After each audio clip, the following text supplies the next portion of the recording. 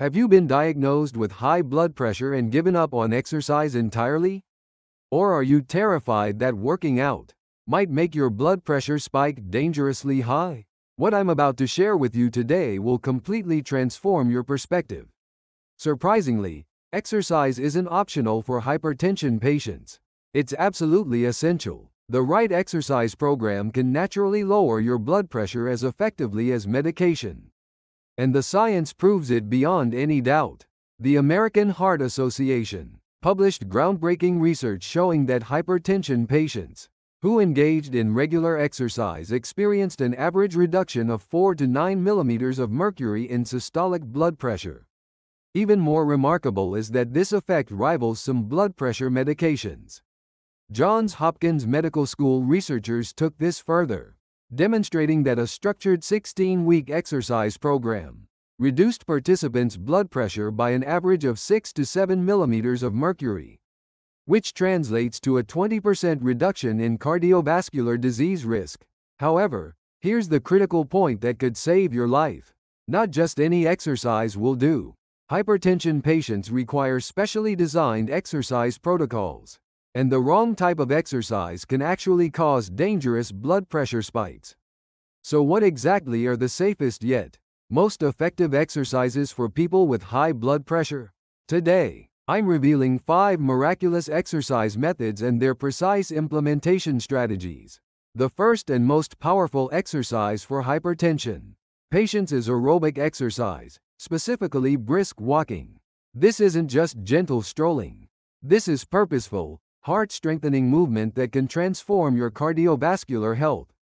A massive study from the University of São Paulo in Brazil tracked participants who performed brisk walking 5 times per week for 30 minutes.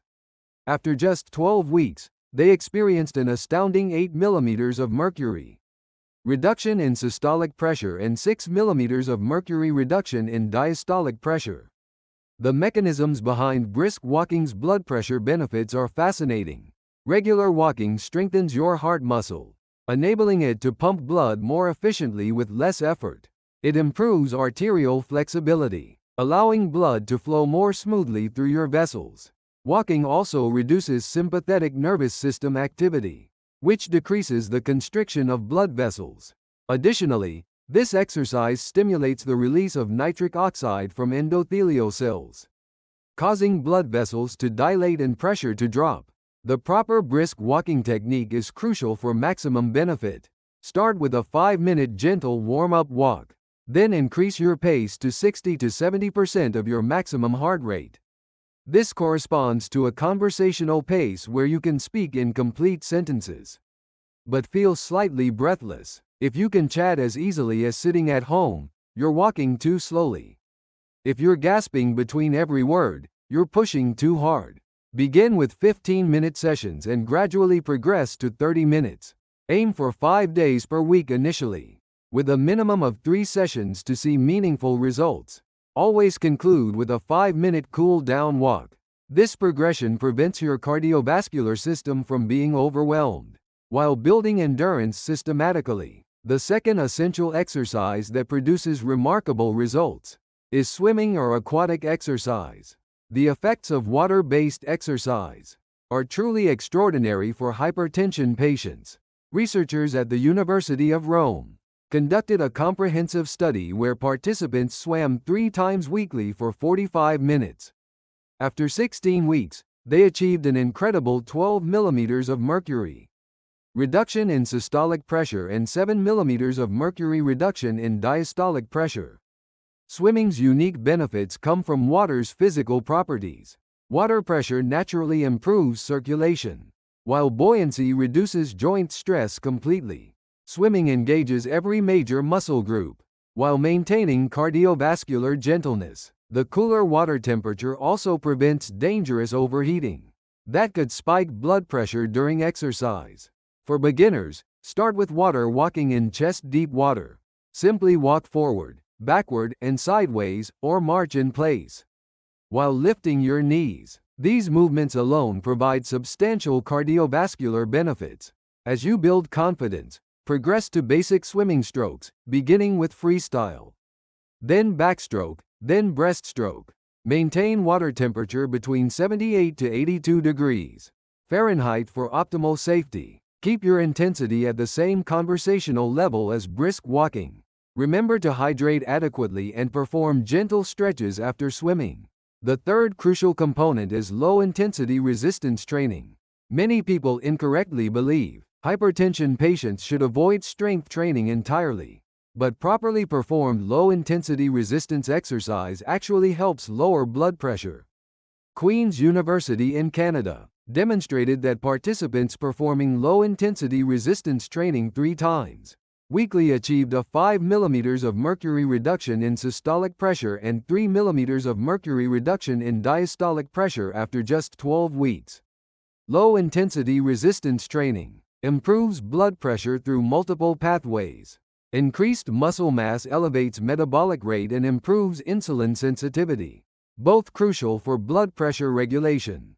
Appropriate strength training enhances endothelial cell function, allowing more efficient blood vessel dilation and constriction. The key principles for hypertension patients are specific and non-negotiable. Use weights that are 50 to 60% of your maximum lifting capacity. Perform 12 to 15 repetitions per set with adequate rest between sets. Most critically, never hold your breath during resistance exercises. Exhale during the exertion phase, and inhale during the release phase to maintain natural breathing patterns. Recommended exercises include chair stands, wall push-ups, light dumbbell arm exercises, bodyweight squats, and lunges. These movements engage large muscle groups while maintaining cardiovascular safety. Stop immediately if you experience dizziness, chest discomfort, or headaches during training. The fourth essential exercise category is mindfulness movement, specifically yoga and Tai Chi. These practices produce remarkable blood pressure reductions that often surprise medical professionals. The Swami Vivekananda Yoga Research Foundation in Bangalore, India conducted a study where participants followed a 12-week yoga program. Results showed an average 10 mmHg reduction in systolic pressure and 7 mm of mercury reduction in diastolic pressure. Yoga's blood pressure benefits stem from stress reduction and autonomic nervous system balance. Chronic stress, a major hypertension contributor, overstimulates the sympathetic nervous system and elevates blood pressure. Yoga's deep breathing and meditative movements activate the parasympathetic nervous system, naturally lowering heart rate and blood pressure. The stretching components improve arterial flexibility and enhance circulation throughout the body. Recommended yoga poses for hypertension patients include legs up the wall pose, child's pose, cat-cow pose, and pigeon pose. These positions don't significantly elevate heart rate while relieving muscle tension and improving circulation. Poses that elevate the legs above the heart level are particularly beneficial as they assist venous blood return and reduce cardiac workload. Tai Chi offers similar benefits with its slow, flowing movements. Beijing University research showed that 24 weeks of Tai Chi practice reduced participants' systolic pressure by an average of 15 mmHg and diastolic pressure by 8 mm of mercury. Tai Chi's gentle, continuous movements engage all muscle groups without stressing joints or dramatically elevating heart rate. The fifth and perhaps most underestimated exercise is controlled breathing. While it appears simple, proper breathing exercises produce genuinely remarkable blood pressure reductions. Harvard Medical School researchers found that participants performing deep breathing exercises for 15 minutes daily achieved an 8 mm of mercury reduction in systolic pressure and 4 mm of mercury reduction in diastolic pressure after just 8 weeks. Deep breathing exercises lower blood pressure through autonomic nervous system modulation and vascular relaxation. Diaphragmatic breathing stimulates the vagus nerve, activating the parasympathetic nervous system. This decreases heart rate and relaxes blood vessels, resulting in lower blood pressure. Deep breathing also increases blood oxygen levels, improving circulation throughout the body. The most effective breathing technique follows a 4-7-8 pattern. Inhale through your nose for 4 seconds. Hold your breath for 7 seconds, then exhale slowly through your mouth for 8 seconds. Repeat this cycle 4 times per session, performing 3 to 4 sessions daily. If holding your breath initially feels difficult, start with a 3-5-6 pattern and gradually progress. Your healthy future depends on the choices you make today. Start immediately, not tomorrow or next week. If this information has empowered you to take control of your blood pressure naturally, please share this video with others facing similar challenges. Subscribe and enable notifications so you never miss life-changing health information.